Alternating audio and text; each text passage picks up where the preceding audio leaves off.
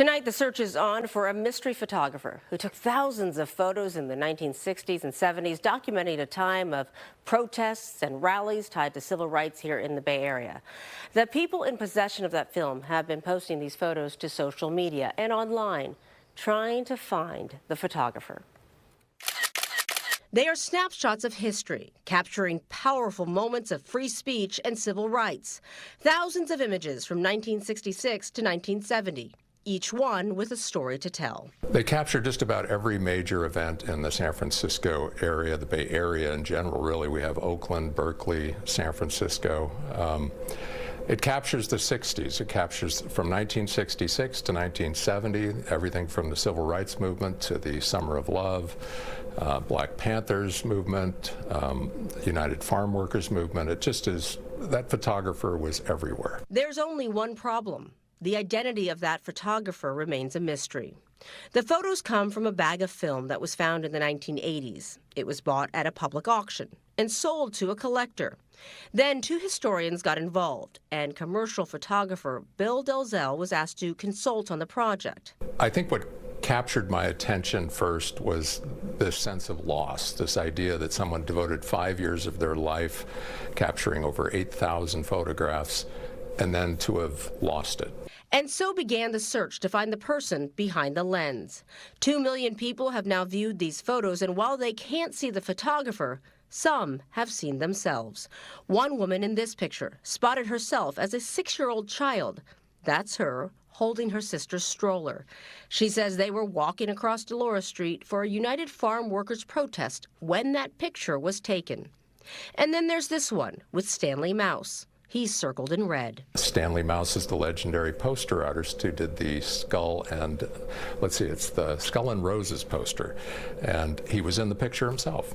And he spotted himself somewhere in the 60s walking towards a Grateful Dead concert. Michael Zagaris, a well-known photojournalist, is seen in this photo with Muhammad Ali on the steps of San Francisco City Hall. Halfway through the speech, Ali turned to him and asked, "Do you have your draft card?" Ali promptly grabbed it, lit it on fire, and held it up to the crowd. Michael still has what's left of it. It's a great story.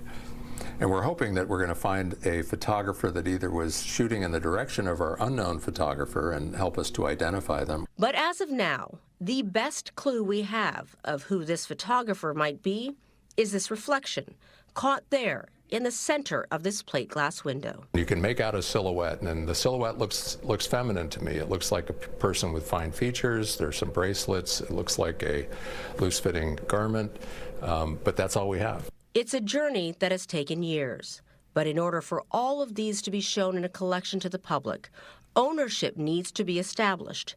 And so the identity and the story of this photographer can no longer stay in the shadows. My goal is really to try and keep it out of the basement of an institutional collector and share it with the world. Dalzell wants to create access for the public and for schools across the nation. But he needs help.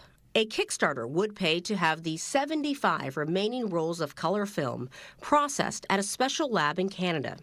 And contributors would get a toolkit so they could also help scour these images for clues. They posted this video to Kickstarter, saying while they may not have a name, lessons can be learned about this photographer through these images caught by their camera. This photographer was courageous. They were up close at some very violent protests, some dangerous events, and they were not only brave, but they were up close. It really does represent that era in a way that I've never seen before.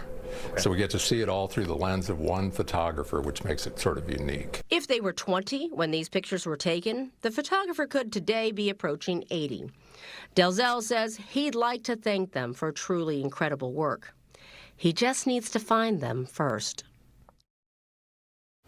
That photographer is courageous and Yes. quite the eye. I mean, those images are amazing. They're powerful, and certainly there's a story to tell, not only in the pictures, but behind the lens, and so... And who knows what's on those other rolls right. as well. That's So the question. All right, Claudine, thank you. Coming up next.